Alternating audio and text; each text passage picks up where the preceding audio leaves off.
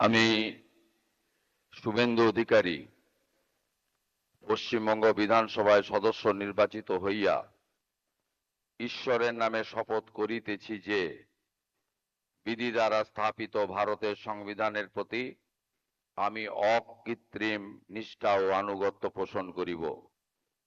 আমি ভারতের সার্বভৌমত্ব ও অখণ্ডতা রক্ষা করিব এবং যে কর্তব্যভার আমি গ্রহণ করিতে উদ্যত হইয়াছি তাহা নিষ্ঠাপূর্বক নির্বাহ করিব।